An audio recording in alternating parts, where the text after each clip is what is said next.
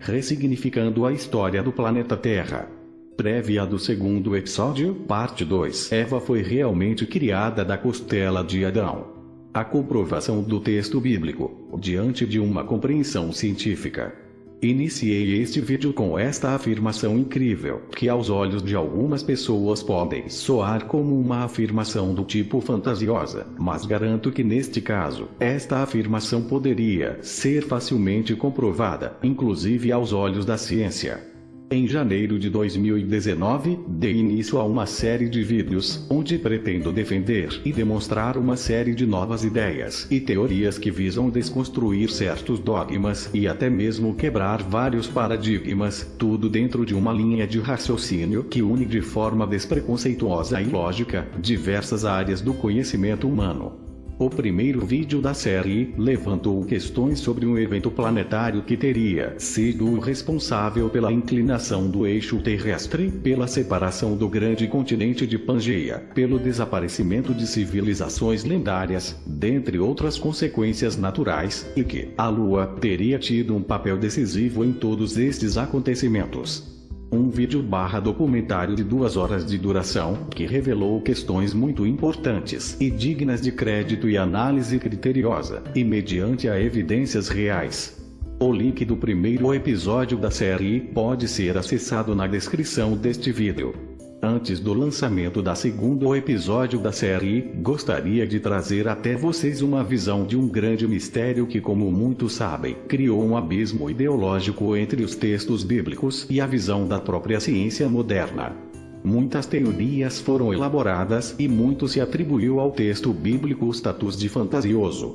Mas agora, como uma espécie de prévia do que pretendo trazer até vocês no episódio 2, apresentarei de forma até visual que o texto bíblico está incrivelmente correto, sem até mesmo fazermos interpretações de um possível simbolismo. Na verdade, sua comprovação é exatamente a aplicação do sentido literal do que foi escrito por Moisés na Gênese. Então vamos a mais esta revelação, mesmo que muitos não sejam cristãos, judeus ou já leram a Gênese bíblica sobre a criação do primeiro homem sobre a face da terra. Creio que conhecem a história descrita por Moisés, sobre como procedeu esta criação.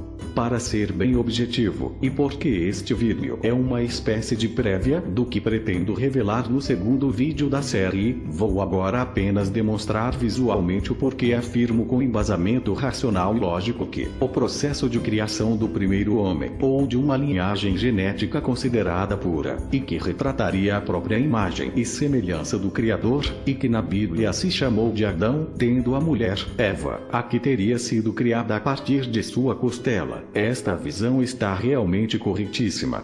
Quanto à questão da criação deste primeiro ser humano, que geneticamente condiz com nossa atual constituição básica da humanidade na questão da biogenética, gostaria antes de mencionar que a ciência, apesar de defender a teoria do evolucionismo como sendo aplicada à evolução de todas as criaturas vivas, negando o criacionismo ou a possibilidade dele também existir, nega por sua vez a ideia do texto bíblico e a possibilidade de Adão ter sido criado, desconstruindo a ideia de que seria ele um ser que evoluiu dos primatas ou do macaco como a teoria de Charles Darwin assim descreveu e defendeu.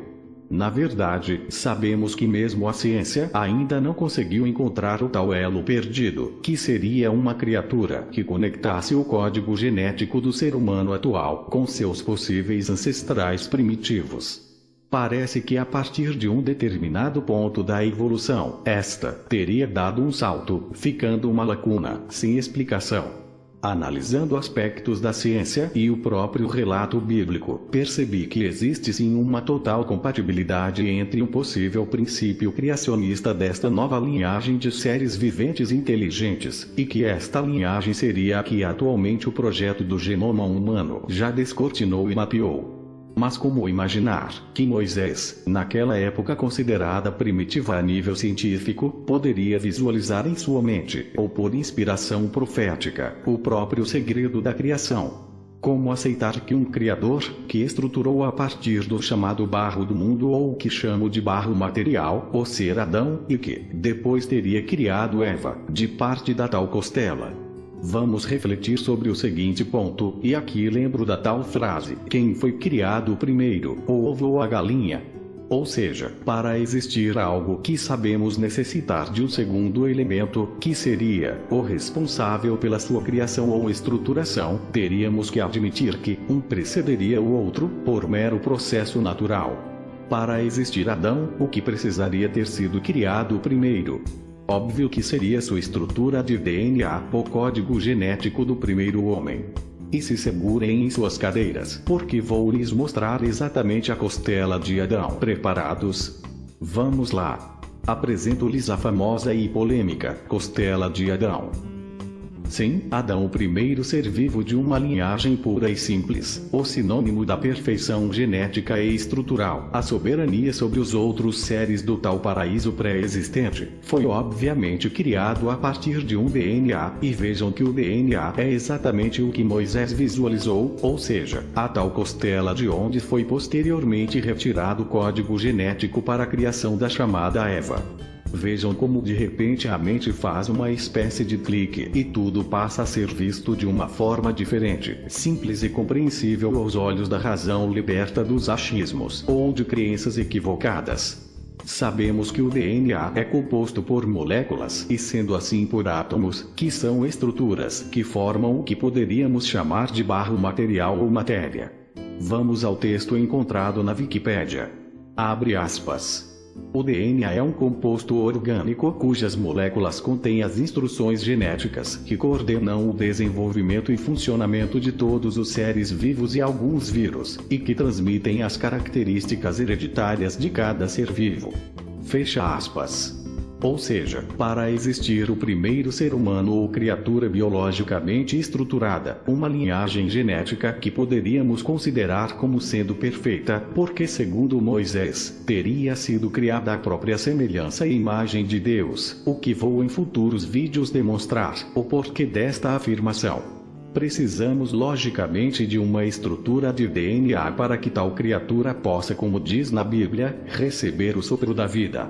E aí vem a comprovação de que a criação de Eva, que seria a primeira mulher, se torna compreensível, entendendo que do DNA de Adão foi retirado o código genético para a criação de Eva. Fantástico, não? Simples, claro e sem dogmas ou ideias limitantes. Agora vamos ver Eva, a primeira mulher desta linhagem humana, sendo criada a partir da costela de Adão.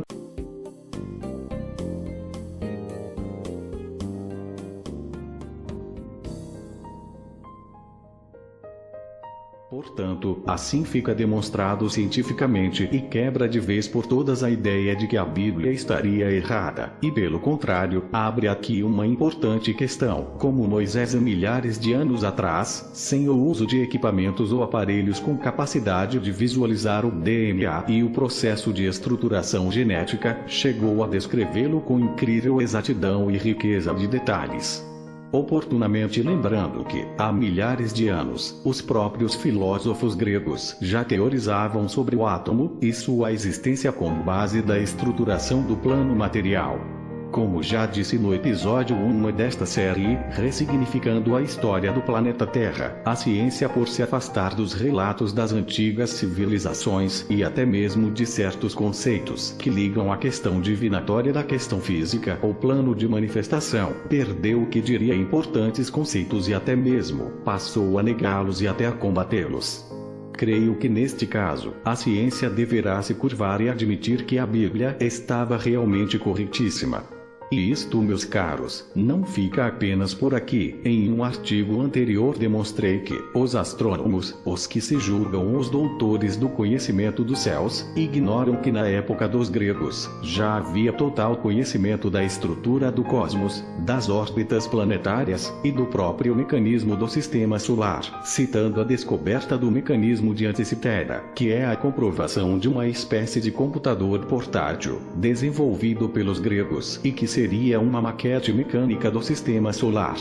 Na descrição deste vídeo, vocês poderão assistir um documentário sobre este tema, e que no meu próximo vídeo desta série, levantarei questões surpreendentes e até revelações sobre o que a própria ciência perdeu de informação sobre a direta relação do cosmos com questões metafísicas. Aqui desta forma, apenas faço um convite à reflexão de que a mente humana, diante da estruturação de crenças limitantes, passa a negar certas ideias por puro preconceito e até combatendo de forma aparentemente lógica o que as próprias civilizações antigas já tinham descoberto. Afirmo que muitas das descobertas científicas são na verdade redescobertas de algo ou algum conhecimento perdido ou desprezado, além de que no próximo episódio, demonstrarei uma estrutura criada com objetivos dominatórios, limitadores e até mesmo escravagistas, onde instituições humanas políticos/religiosas estruturaram uma série de crenças visando encobrir a verdade e assim, por deterem algum conhecimento, dominar de forma piramidal a humanidade.